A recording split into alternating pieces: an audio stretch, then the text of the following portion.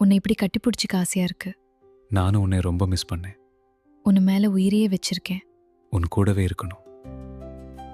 Love you. I love holding you like this. Me too. Don't ever let go. Never. I love you. அன்பு உறவுகளுக்கு வணக்கங்க. சுரேஷ் கேட்குறாங்க, சொல்லு மதி, உனக்கு விருப்பம் இருந்தால் சொல்லு, உன் வேலை போனது எப்படி அப்படின்னு கேட்க மதி இப்படி பார்க்குறாங்க.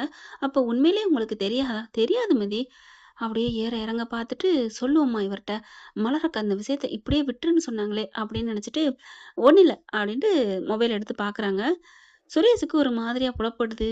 இவ வேலை போனதை திடீர்னு கேட்குறதுக்கு வேற சந்தர்ப்பமே இல்லையே, ஏன் இப்படி கேட்குறா? அக்கா அடிபட்டதுக்கும் மாமா வந்து கெஞ்சிட்டு போறதுக்கும் இவ வேலை போயிடுச்சான்னு கேட்கறதுக்கும் ஏதோ லிங்க் இருக்க மாதிரி இருக்கே, ஒன்றும் புரியலையே. இதை விடக்கூடாது, நம்மளே கேட்போம். பார்மதி, என்ன விஷயம்? உனக்கு வேலை போனதுக்கு யார் காரணம் சொல்லு. யாராவது காரணமா இல்ல தன்னால போயிடுச்சா அப்படின்னு துருவி துருவி கேட்குறாரா. ஒரு கட்டத்துக்கு மேல மதினால தாங்க முடியல.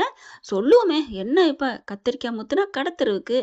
என் வேலை போனதுக்கு யார் காரணம் தெரியுமா? என் வேலையை நான் எவ்வளவு நேசிச்சேன் தெரியுமா? அதை இப்ப நினைச்சாலும் எவ்வளவு வேதனையா இருக்கு தெரியுமா? இங்க பாரு மதி, எனக்கு நல்லா தெரியும் வேலை போனா எவ்வளவு கஷ்டம் வேதனைன்னு நான் அனுபவிச்சிருக்கேன்.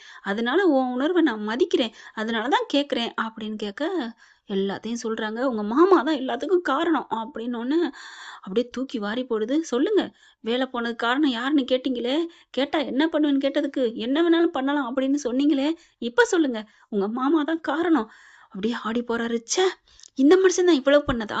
நான் அன்னைக்கே சொன்னேன் இதெல்லாம் வேணாம் ஐயா, விட்டுறியான்னு. அவ பாட்டுக்கு போறா வரா, ஏன் அவன் மனசுல சந்தோஷத்தை கெடுக்கிற அப்படின்ட்டு இப்படி பண்ணி வச்சிருக்காரு. எனக்கு அப்பவே எனக்கு டவுட் வந்திருக்கணும். ச்சே, எப்படி நான் மறந்தேன். மதிக்கு அதிர்ச்சி ஆகுது. என்னது? அப்போ முன்னாடியே உங்ககிட்ட சொல்லிட்டாரா? ஆமா, அங்க என் வீட்டுக்கு வந்திருந்தேல, அப்பதான் வேலைக்கு நீ போனில, இவ வேலைக்கு போற திமிருல தான் இவ இப்படி போறா, அவ வேலையை புடுங்கணும் அப்படின்னு சொன்னாரு. நான் வேணான்னு சொல்லிட்டேன். பாவம் போயிட்டு போறா, வேலை இல்லாம இருந்து பார்த்துக்கிட்டே இருக்கிறவங்க, அதுவும் பிரியத்தோட அவ பார்க்குறா. அந்த இதை கெடுக்காதீங்க மாமான்னு நான் சொல்லிட்டு தான் வேலைக்கு போனேன். இப்படி பண்ணியிருக்காரே அப்படின்னு கத்த மதிக்கு கோவம் வருது. அப்போ உங்களுக்கு தெரிஞ்சதா இருந்திருக்கு. இங்க பாரு, என்ன? இல்ல, ச்சே, நீங்களும் இப்படி இருப்பீங்களா? இப்படி இருப்பீங்களா? நான் தான் தெரியாதுன்னு உண்மையை சொல்றேன்ல, அப்புறம் என்ன? இப்ப கூட இந்த விஷயத்த எனக்கு தெரியாதுன்னு நான் சொல்லியிருக்கலாம் இல்லையா? அதை நினைச்சு பாரு அப்படின்னு நினைச்சு பாக்குறாங்க. ஆமா இல்ல, அவர் சொன்ன மாதிரி சரிதான், கரெக்டு தான். அப்போ என் வேலை போனா நான் கஷ்டப்படுவேன்னு நீங்க ஃபீல் பண்ணீங்களா? இங்க பாரு, ஃபீல் பண்ணனோ பண்ணலையோ, எதுக்கு உன் வேலையை கெடுக்கணும் அப்படின்னு நான் வேணான்னு சொல்லிட்டேன். அவரா அந்த மனுஷனை அப்படின்னு வேகமா கோவம் வருது. ச்சே. அப்போ சரி, அதுக்கும் அக்காவை அடிச்சதுக்கும் என்ன சம்மந்தம்? நீ ஏன் இதை திடீர்னு இப்போ கேட்குற? கேட்க வேண்டிய கட்டாயம் இருக்கிறதுனால தான் அது வந்து அப்படின்னு நடந்தது அப்படியே சொல்கிறாங்களா. சொன்னோன்னா அப்படியே ஒரு அதிர்ச்சியில் உரையிறாரு. ஏன் மதி அப்படின்னு கோவம் வருது, ஆனால் அடக்குறாரு.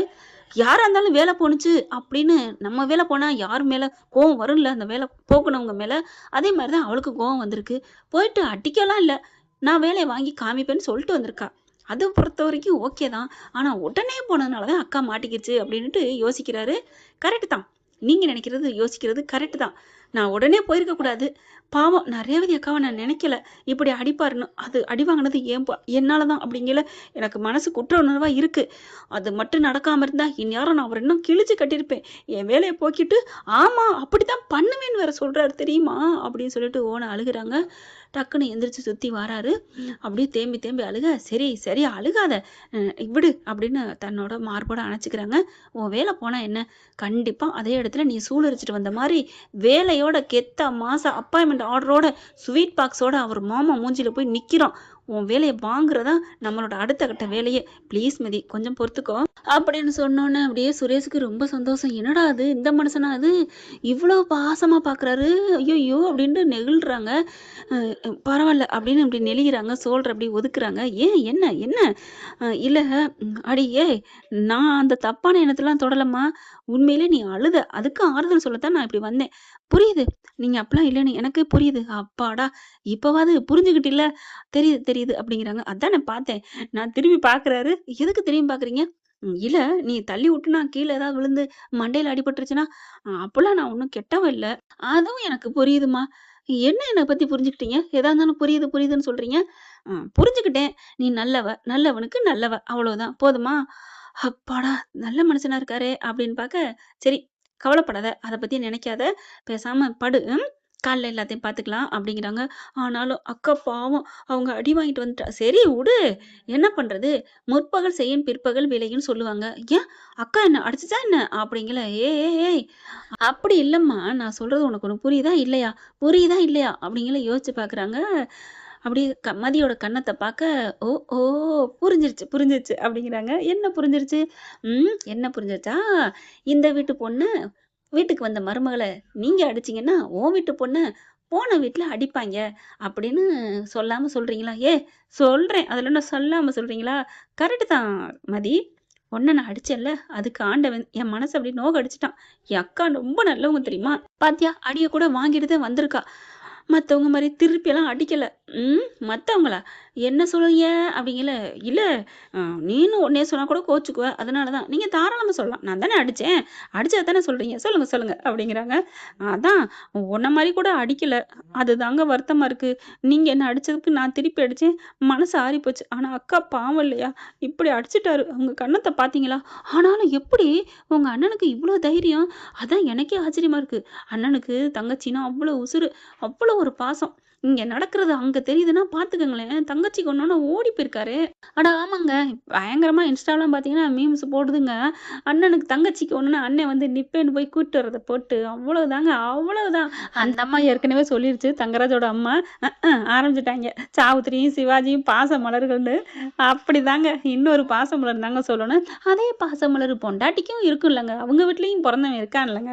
அவன இந்த வீட்ல தல குடுத்து கூட நிக்க விட மாட்டேங்கிறீங்க. இவனும் உச்சாணி கொம்புல பொறந்து கோடீஸ்வரனும் அப்படியே நெய்யிலையும், பருப்புலையும் வெந்து முந்திரி பருப்பு சொன்னேங்க. சாதா பருப்புல.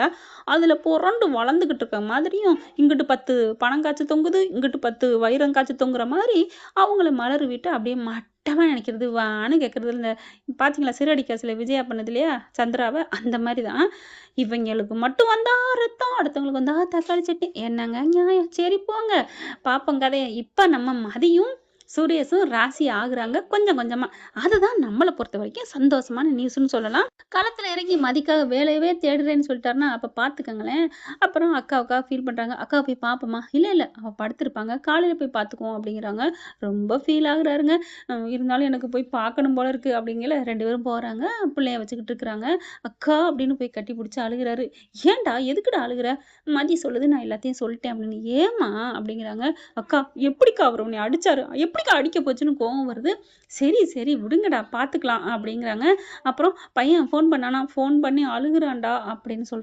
என்ன பண்றதுன்னு புரியலன்னு தவிக்கிறாங்க. அதுக்கப்புறம் ஆறுதல் சொல்லிட்டு மதிய கூப்பிட்டுட்டு கிளம்புறாங்க. மதி கொஞ்சம் சாரிம்மா அப்படிங்கிறாங்க. "என்னக்கா அதெல்லாம் நான் ஒண்ணும் நினைக்கல விடுங்க." மதியும் சாரி கேட்குது. 2 பேரும் மாறி மாறி சாரி கேட்டுக்க, சரி வா கூட்டிக்கிட்டு போறாரு. சுரேஷ் மதிய கூப்பிட்டு போறத பார்த்துட்டு ரேவதிக்கு ரொம்ப சந்தோஷங்க. இப்படி ஒரு நாத்தனார் கிடைக்க குட்டத்த தாங்க வச்சிருக்கணும். என்ன ஃப்ரெண்ட் இப்படிலாம் போனா நல்லா தானே இருக்கும். பார்க்கலாம் என்ன நடக்க போகுதுன்னு. இந்த பத்தி உங்களுக்கு பிடிச்சிருந்துச்சுன்னா உங்க பொண்ணான கையில ஒரு லைக்க போட்டு சப்ஸ்கிரைப் பண்ணி ஆதரவு கொடுங்க அன்புறவுகளே. Thank you friends.